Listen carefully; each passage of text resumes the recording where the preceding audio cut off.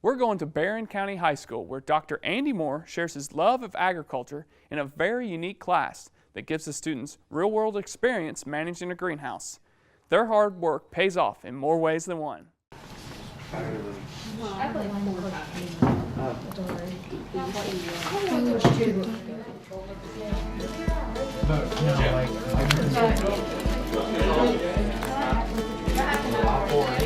We have a diverse program, which is good for Barren County because we're a diverse county. We're known for a lot of different commodities. Our program here basically focuses on horticulture, animal science, and ag mechanics. So the part of the program, that I deal with probably the most is the horticulture side. Our goal is to reflect the community. In the beginning, we raised a lot of flowers. That's mainly what our greenhouse operation consisted of. And in those past 8 years, it seems like we've moved from flowers to more and more vegetables. And the reason we're doing that is based on customer demand. We've seen that trend kind of take place, and I think what that probably suggests is that we have a lot of people that are interested in growing their own food. They're interested in the local food. It's never been better for agriculture. It's never been better for ag education. I really feel like we're putting something in front of them with classes such as this greenhouse class that is probably going to give them a little bit of an advantage, and just take advantage of what's going on in Barren County in the agriculture market and the industry. Hunter, grab this and set it right there. I hand water most of the time on the benches and stuff, and then some of the other kids are in the head house seeding and transplanting the plants that bring in here. And then the other person that's in here with me, he usually runs the misting bench and does the ferns. Thought it'd be really interesting. I mean, the purpose of the class is really to get the community to come in and see what our ag department has, and like all the vegetables and foods and stuff that we grow in here. Yeah, well,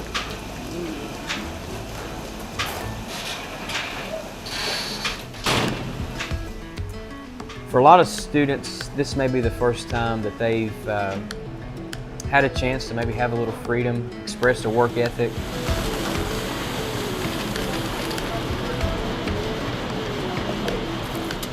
We are going to be hands-on. We're going to be a little bit non-traditional in the way that we teach, but we also have objectives. We have goals. We put a lot of emphasis on work ethic.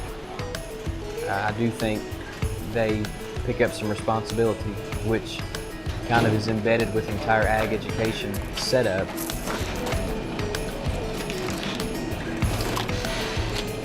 Yeah, it'll benefit me. I mean, I want to go to college and play ball, but I'm going to be a physical education teacher and then end up coaching. So with the work ethic in here, it's going to help in the long run. Not everyone can go home and have a farm, but a lot of folks can go home and have a garden. A lot of folks can go home and plant flowers around their house.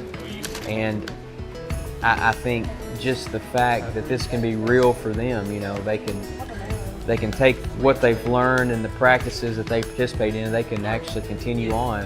I think they just take home the real world experience that we don't always get to put in front of them in a lot of things that we do. But there are great rewards when you see these students take interest.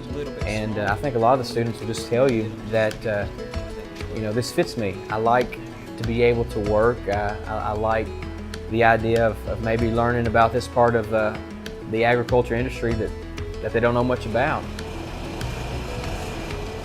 You see a great process, the flowers, they pop up and everything is perfect. Doing the little things right, because he really interprets the stuff and make sure it's in the right spot and make sure it's planted right. And when it's organized, the community likes it and they know where everything is and they just come in and buy it.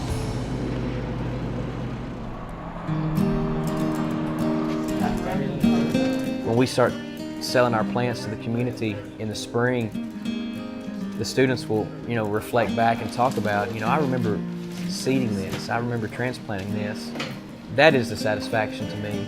It's something that they will probably always remember. I feel really accomplished to see like all the stuff that's being popped up, like the flowers and stuff that's being produced, and then noticing like all of our community coming in and buying stuff that we've made out here.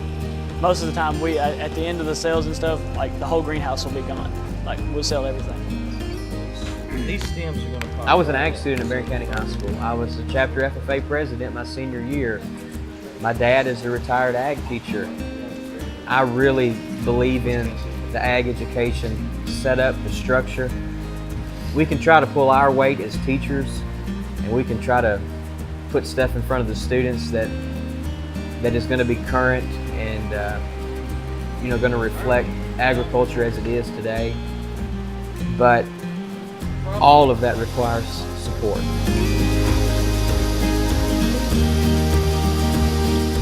The community members, I think they realize that the money they spend with us does go right back to the students. Every penny of it does. And as a teacher, my goal is to buy the things we need, but also how can I use this money to invest in the technology for our program that's going to be as close as possible to what the real world industry has going on. Our goal is to generate enough money from our plant sales that we can purchase soil for the next year. We can purchase containers, everything. You all have the opportunity to be in this class and do what we do because the students before you made that happen.